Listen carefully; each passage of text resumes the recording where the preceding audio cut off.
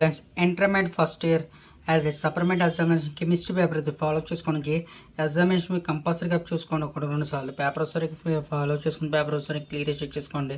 First round వచ్చేసరికి chemistry పేపర్లో వస్తారు. ఫస్ట్ రౌండ్ వచ్చేసరికి 9 9 మార్క్స్ అని చెప్పి సెక్షన్ 1లో ఇవ్వడం జరుగుతుంది. క్లియర్గా చెక్ చేసుకుని 1 మార్క్ కొంచెం జరిగింది. ప్రతి క్వశ్చన్ ఫాలో చేసుకుని కెమిస్ట్రీ పేపర్ ఫాలో చేసుకుని ప్రతి క్వశ్చన్ చెక్ చేసుకోండి.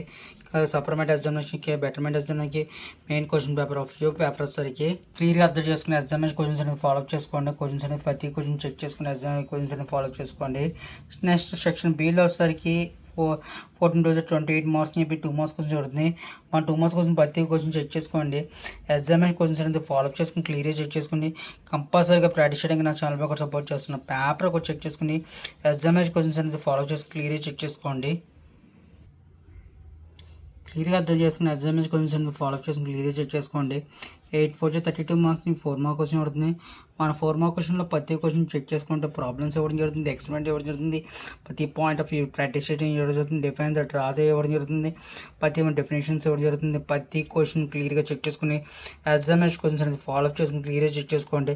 కంపల్సరీగా ప్రాక్టీస్ చేయడానికి 4 మార్క్ క్వశ్చన్ అనేది చాయిస్ అనేది లేకుండా ప్రాక్టీస్ చేయడానికి కంపల్సరీగా చెక్ చేసుకోండి. 2 సార్లు మెయిన్ క్వశ్చన్స్ ఫాలో చేసుకుని క్లియర్గా చెక్ చేసుకోండి. సెక్షన్ డీలో వచ్చేసరికి 2 into 8 16 మార్క్స్ చెప్పి 8 మార్క్ క్వశ్చన్ పడుతుంది. 8 మార్క్ క్వశ్చన్లో కంపల్సరీగా మనం ప్రాక్టీస్ చేస్తే మెయిన్ కంపల్సరీ క్వశ్చన్స్ అనేది యాజ్ ప్రాక్టీస్ చేసే క్వశ్చన్లో క్లియర్గా చెక్ చేసుకుంటే డ్యామ్స్ క్వశ్చన్స్ అనేది రావడం జరుగుతుంది.